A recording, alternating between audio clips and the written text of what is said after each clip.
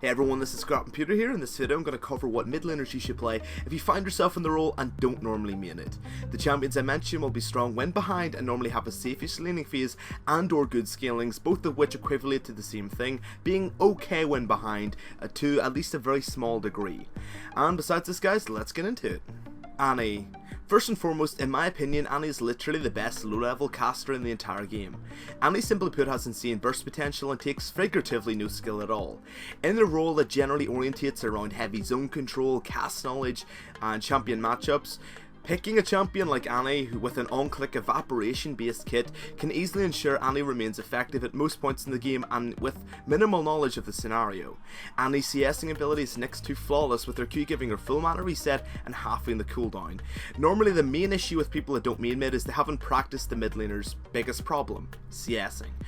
Most mid laners kind of have a lot of trouble. You can't lose your abilities really, and your auto attacks 9 out of 10 times suck ass a lot, so generally a champion like Annie is going to help you out this big time. Annie can CS with absolute ease just using her Q, meaning you'll never miss a CS. Annie also provides an AoE stun for her team, which is basically useful at all points in the game. Mid game, if doing even okay, just getting normal CS and not even getting kills, she can burst down her target from 100 to 0 with absolute ease. When behind, Annie's base damage is actually quite high compared to a lot of casters, so it makes her perfect for a player that doesn't main the mid lane. Overall, easy kit, simple CSing, good scalings regardless, good base damage, and assassin potential when behind or ahead, and the fact that she counters a lot of enemies and anyone can basically play her. Overall, a very good champion. Cho'Gath. Mid lane Cho'Gath has seen a rise in popularity for a reason. First up, Cho's passive is not to be underestimated. Cho'Gath can sustain up basically any amount of harassment given to him. 90% of mid laners have no sustain at all. Cho, once he clears the wave, can get about 10, even a little bit more percent of his health back with ease. This makes him basically immovable in lane once he gets going. For a player who's bad at mid lane and you'll be getting hit with a lot of abilities because you're kind of bad at avoiding skill shots, or you're just not that great at knowing ranges, this means he's so forgiving. Take a couple of harassments, clear the wave, all nullified. His Q and W are insane disruption tools and wave clear tools. You can get the CS with range, and even when behind, a QW will do insane damage and disrupt the enemy team extremely heavily.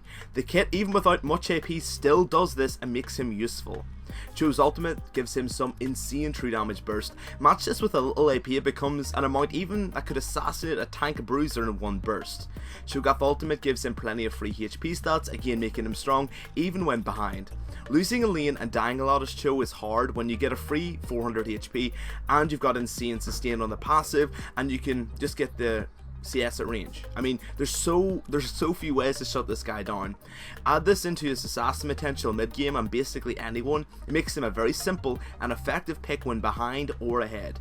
Immovable in lane, useful in fights, perfect. Karthus. He is basically an unstoppable lane if he plays it relatively safe. Rushing a tier of the goddess and sitting back while using your Qs can be a fantastic way to just CS from safety. If you're not fantastic in the mid game, this kind of safety is invaluable. Karthus also has his ultimate, which can be useful by just clicking a simple button, and when behind, this ultimate can get you back into the game, getting you multiple very easy kills, making Karthus very forgiving overall if your team's even doing moderately okay.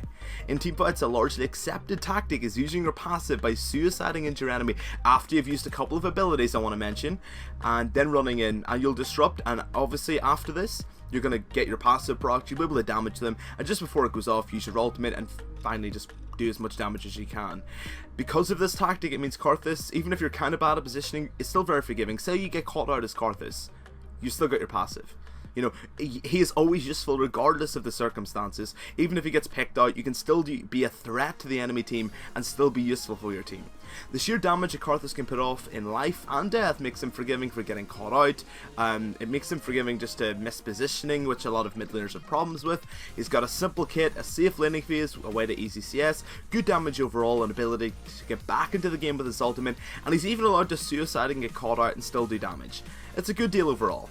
Lulu. Not a great pick, many will be surprised at. Lulu is a utility mid laner. Basically, she helps her team from behind or ahead in terms of defensive properties and lockdown, and less based upon damage, although she still deals quite a little bit.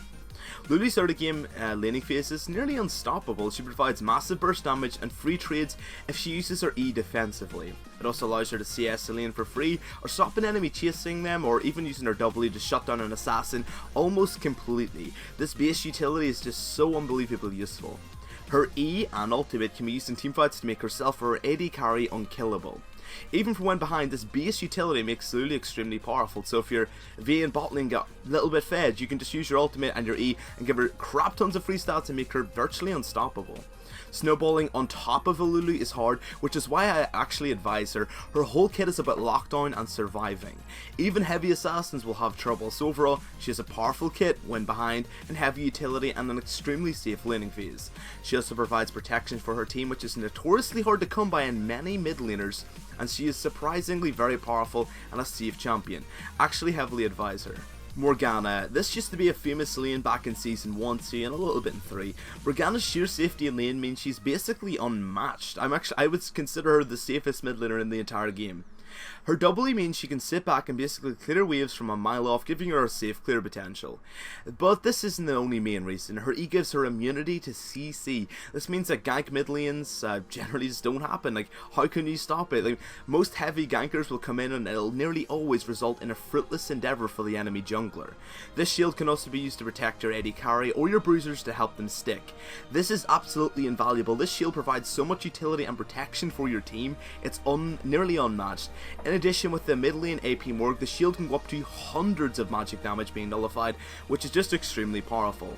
If this was not enough, she has her Q, which is a good pick tool, or even a disengage tool with one of the biggest roots or longest roots in the entire game. And finally her ultimate with a massive damage and zone control and AoE stun potentially. Morgana, even from behind, may not do that much damage, but the amount of lockdown and protection she provides makes her one of the most forgiving mid laners in the entire game. Assuming you can shut her down the laning phase, which is nearly impossible because she's got one of the safe laning phases in the entire game, but you know, I digress. There is a reason why this mid laner can play support so easily: base utility. It makes her useful no matter what. I heavily advise this pick. Vladimir. This guy has always been forgiving in top, and mid lane is no exception. There are multiple reasons why. One little note is obviously below there's top lane gameplay. I couldn't find a high level mid laner Vlad, so I just digressed and just went, you know what, 20 minutes looking for a clip, too much. So it's just an example, guys. It does in fact work for the medium to low levels of gameplay, because they don't know how to punish you enough. I'll explain now why though. First is passive. This gives him free tank stats and free AP just for going in his build. The free HP and AP for simply just building items, which you have to do anyway, and it means every time you buy an item, they're worth more gold because they'll proc into his passive. This can give getting back into the game in terms of raw stats the longer the game progresses. His Q gives him mental sustain versus a lot of laners that they're going to run out of mana before you run out of HP with this kind of sustain. Vlad's W makes him hard to pick off from jungle ganks or of course enemy CC or burst. He has decent escape potential or outplay potential if even from behind. His E gives him strong damage all game, and most importantly, his ultimate gives himself and his team damage amplification. Even from behind, if you can apply the 12% damage amplification, you can give your team a massive help. Sustain a lane, free stats, good escape, and finally damage amplification for himself and as a team that allows him to come behind. This is really effective. Xerath, Sparky Boom Man, avatar reference in the house, even if played decently can scale and be useful basically all game.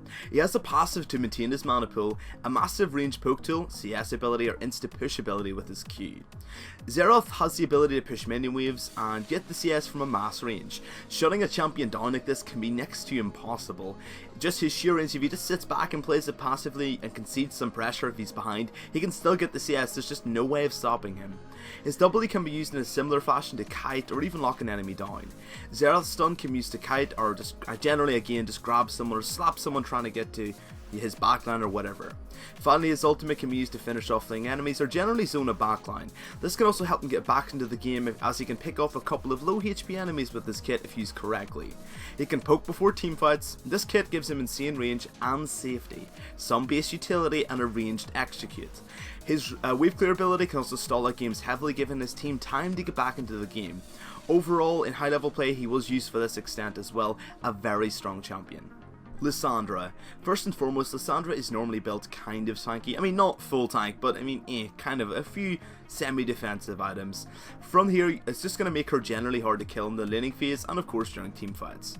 Her Q and W do good damage, and more importantly, she provides heavy lockdown on a potential large amount of enemies.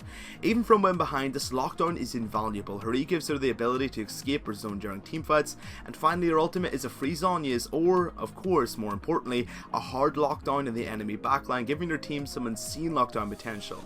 This base lockdown in her W, Q, ultimate and kind of the zone with her E makes her pretty much useful all game. Even if she's a little bit behind, even if you can AoE lock down everyone and lock down the AD carry, you're still being useful. She also counters a lot of melee assassins with her lockdown in the mid lane, making her kind of nice. Lux. Another utility caster, she has amazing pick and lockdown potential with her Q, which has a long range. Her W shield can provide herself and her team with potentially thousands of free theoretic HP, which is just, I cannot emphasize this enough, extremely useful. Her E can be used to lock down, kite, peel, just generally poke as well. Her Q, W and E all provide base utilities and lockdown or assistance to the team without the need of any items at all. This means she has base utility, making her useful. Finally, she does have that ultimate to execute her wave clear, or of course to snipe someone off to get back into the game. On top of this, she has some of the longest range kit in the entire game as well, making her extremely safe and have great utility. Even from when behind, this is very useful. Veigar, kind of a famous champion in terms of being a very forgiving one overall. First up is Q, which gives him free AP. This means if you get about 10% of the minions with your Q, you could accumulate a lot of free AP. Even from when behind, you can stay into the game to a large degree because of this Q. Basically, if you're -2, you're down an item. If you get 40 free AP in that Q, that equates an item, so you're going to stay in a little bit more easily than other champions would. Your E also gives you and your team a very large amount of CC lockdown for peeling, engaging, picking enemies out. It's just so useful. This, if max second, can be an insane amount of utility for your team. His ultimate scales off his enemy's AP. This makes him extremely powerful when behind or ahead. If your enemy's just building high AP, I mean, they're just going to take even more damage for that, making this ability very forgiving. Assuming you just play passive during the laning phase and get off your Qs, even if you die 2-3 times, shutting down a Veigar is not that easy. His damage on his abilities scale off his Q, which allow him to fall behind, and of course he's got base utility on his E, and obviously his ultimate, which scales off his enemy's offensive stat, which they will be building for the most part. For these reasons, he is good and can be played safe during the laning phase and still come out on top. Mid laners to avoid. Notice I'm going to be generalizing this into one main tier and explaining why the tier should not be played. Let's get into it. Assassin Mids. First and foremost, these are high risk, high reward champions. You should not be playing them if you're not heavily experienced on them. I see everyone picking up that assassin going, look, I'm going to carry the game with this. No. If you played it lots, sure, good luck. But if you haven't, it's not going to happen. Basically, the reason for this is because these champions only provide a backline killer assassination potential. Beyond this, so if you get behind and you can't kill anyone, you're useless. So if you're not experienced, you might fall behind and you're gonna basically be useless. The champions I've mentioned are all useful no matter what happens. If you get -3 in lane, you're still useful. So basically, with assassins, beyond this insane kill potential, they normally provide very few utilities, if any. No stuns, no slows, no AoE, no lockdowns, no shields, no pick potential, nothing. They only provide damage, or sometimes maybe a slow. Big deal.